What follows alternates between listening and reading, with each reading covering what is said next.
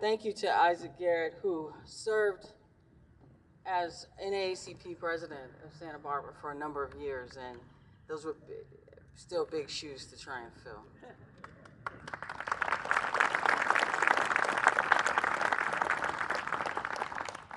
The theme this year for the NAACP nationally has been around the fierce urgency of now, and I heard Representative Hart mention that.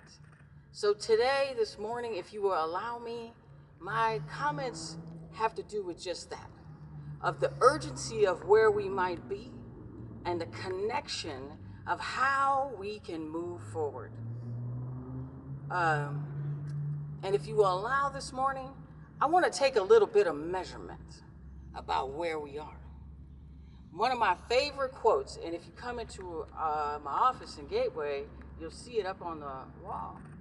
It says, "The greatness of a community is most accurately measured by the compassionate actions of its members." Coretta Scott King. So today I want to do a little bit of measurement in terms of where we are. But when I start to think about the greatness and democracy, the first thing that comes to my mind is what was already planted here. Sometimes we come along and we think we are the ones that are planting, but actually we are far benefiting from those who already planted. And I'm thinking about, in particular, and I was so happy to see our Chumash sisters up here this morning, because democracy was actually planted here by our Iroquois sisters, who Elizabeth Stanton and the suffrage movement went and learned from. So they didn't get that idea all on their own.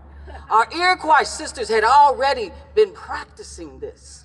And those seeds that they planted, we are still bringing to fruition if we are willing to practice the truth of that democracy. How can we possibly be thinking of Dr. King's dream without knowing, without Coretta Scott King practicing that legacy? Can you imagine having lost your spouse in the most horrific way, and then you kept practicing what needed to be said, which was love, as you are, what? A single parent. So much of what we have comes on the backs of those women. I think about and can you imagine, because I always think about it, can you imagine the farm workers movement without Dolores Huerta? Can you imagine that? No, you shouldn't, because it was her energy, her work that still continues, that voice that was out there planting. She was out there planting. This is really a pivotal moment for us, because we have to imagine, are we going to plant or are we going to retreat? Are we going to plant or are we going to retreat? We cannot retreat. You see, the labor of Black and brown women have brought us to this point. Can you imagine, and I always think about the Montgomery boycott, that for over a year, they walked. And who was walking? Those sisters. They didn't let nobody got on a bus. And long before Uber, they were ride sharing, okay? And can you imagine who made the food and who packed the lunches and who put up and kept everybody together? It was those women. It is still women in our community that continue to bring us to these places.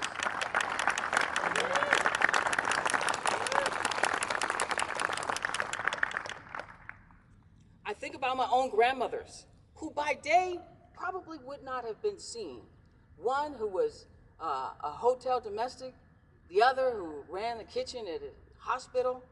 But at night, I would watch my grandmothers put on their finest suits. And there they were, leading in community. I'm third generation NAACP. Yeah. And watching them go forward and teaching us all the while, this is how we serve. No matter what they think we are not measured by that thing. Or I think about my own mother. My mother was a union shop steward for the Teamsters. And let me tell you, they feared her. Any of those management people, when my mom was coming in the room, this was a sister you did not want to have that conversation with. That's how I grew up. Can you imagine trying to argue a union shop steward about trying to get something? No, that conversation wasn't going to happen. So when you think about what embodies and how you personally embody and come to this moment, we think about everything that's been planted, and now the question is, are you going to plant or are you going to retreat, Santa Barbara? Are you going to plant or are you going to retreat? Santa Barbara County, we have to prioritize the needs of women and children of color. I was reading something the other day, thank you, that's right. Because I was reading something the other day that said 17% of female-led households in this city are living under the poverty threshold. 60%, over 60% of female-led households here make less than the living wage. So it means literally the work and what's holding it up is on the backs of women and children.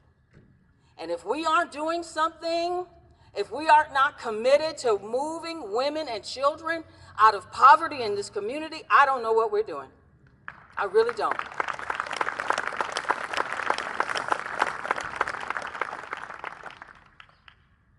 We have to stop normalizing anti-Blackness. There's a normalization to that, you know? And that normalization includes when our children are constantly called out of their name in school and called a word that no one should ever be called. But it's a normalization, and a normalization that pierces the hearts. I was so glad to see these babies up here today because something is not piercing their hearts that way, right? And so we have to protect that that's not happening. But because we've normalized it, we've said, well, you know, it happens and they didn't mean it. And no. That anti-Blackness that precludes us from participating by being able to buy homes. The anti-Blackness that continues to keep people out of certain jobs. The anti-Blackness that here has to be unearthed, acknowledged, and stopped. That we have to stop dehumanizing. That we have to stop taking what was and trampling over it. Next month, the NAACP is going to formally put out our statement of what we believe anti-Blackness is. Because when we think about it, we think about, in this community, the history of the redlining. We think about the history here that segregated for so long our communities. And we know that we must stop. See, it's going to take, and we call on all people of conscience to resist advocating anti-Blackness in the practices, and it's about what gets practiced. The practices, budgets, county budgets, city budgets, those things preclude. Those things don't answer and help us eliminate, they can preclude. So we're calling on you to think about how that happens. You know, in 2026, we're going to be about governance, aren't we? Yeah, we're going to ask some questions about governance. Yeah. Right now, we know we are suffering from the greatest vacuum of leadership that we have ever suffered from as a country. I can say that. As a country, I'm a historian first. As a country, the greatest void. So if in all of these things, and we have the forums and this and that, if you community are not really focused in on the leadership aspect of who comes in front of you. You see, we can say a lot of performative things. We can make a lot of performative promises, but it is about our capacity to actually lead. Capacity says that I am inclusive. Capacity says that I bring everybody to the table, even the ones I don't want to hear from today, but I bring everybody to the table because that's how we move forward. When we can get people together, that we bring all. Hey, there's moments there, trust me, I have some folks I really don't want to have to hear from. But in the capacity of leadership, it is in that deep listening And leaders, we need you to listen more than you speak. We need you to listen more than you speak. And the listening is what you fully take in and what comes out. You know, when I think about this, I also think about how we have to protect those who are being brutalized right now. Those that we are asking to live in the shadows. They are our most vulnerable community members. And so it is performative when we bring people and we make the statements, but if we do not house, if we do not feed, if we do not educate, that is performative. So we have to go to a point where we say, yes, we're going to do for everyone. Yeah, we're going to do for everyone because everyone is our community. When I look out, I see all of them. I see everyone in our community. And for those of you who sit on these boards and you have access to the funding, let me tell you something. That 5% is not enough. That's right, that 5%, it ain't working. Yeah, we need you to release some funds because those funds can be medicine. Those funds can help heal. There are frontline organizations. My sisters and brothers are running some frontline organizations that are burdened right now, that are trying to take in and do this work, and they need funding to do the work. That's what we need. So taking that forward, we think about who and what we stand for in this moment. Sometimes I've noticed lately when we have a lot of the events and stuff, we're very focused on who we're not. We're very focused on who we're against. But I don't hear who you're for. And we need to hear who are you for more than I hear you say who you are against. Yeah. I need to hear who are you for more than I hear you say who you are against. Lift up the voices of who you are for, whoever those voices might be. Who are you for, not who are you against? The legacy of Dr. King is that he was on the front line thinking about those who we probably in the least would pay attention to. I see a garbage truck back there, and I think about his stance to come and help the garbage workers, right? Those who we would not have been thinking about, right? That's the truth of his legacy. The truth of his legacy was to see those that we didn't see, to pull out of the shadows those that we didn't know. That's the truth of that legacy. So as I think about that, I also think about how we are going to uplift and make space for all of the voices. Like I said, 2026 will allow us to look at governance. And I hope that we are not afraid of the will of the people. Let me say it again. I hope we do not preclude or stand in the way of the will of people. The people will tell us. Yes, they will. If we can have something to energize them as a reason to show up. Our youth aren't showing up. They're not voting in the way we hope they would. I think it's because we're not inclusive. I think they're wondering, what is your message? Is it the same old thing? If it's the same old thing, I'm out. That's how, I talk to teenagers every week. They say, Miss Connie, you know what? It's the same old thing. I'm out. So how can we energize? How can we be inclusive of that very group? Because that next generation is really the group that's going to plant the next seeds. But if they're not being infused, if they're not being honored because they have such incredible thoughts, when you sit with them and listen to them, you can hear what they're seeing. They perceive all of this. The children told us this morning. The babies actually laid it out. They told us this morning. They told us exactly, didn't they? The children told us exactly this morning.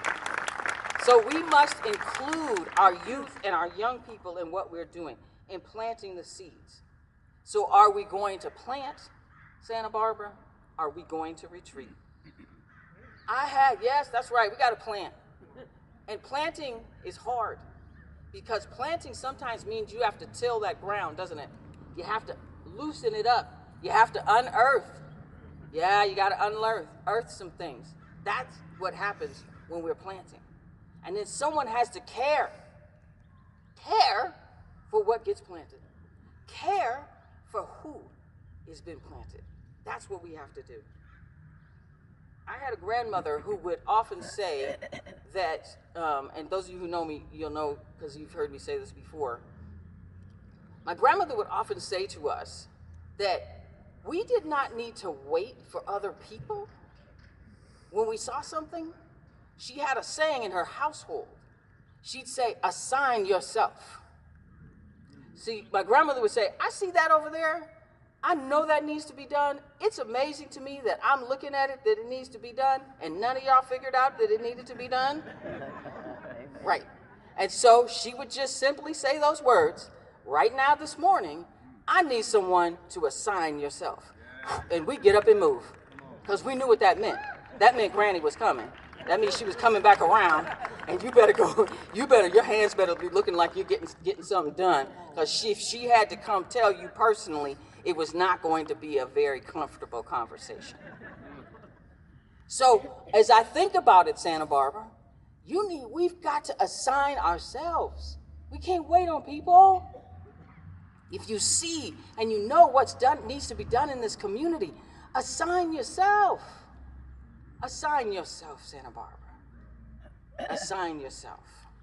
I want to leave you with some words that have always inspired me.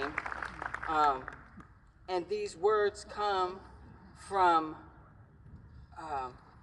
Maya Angelou. And let's see here if I can do it.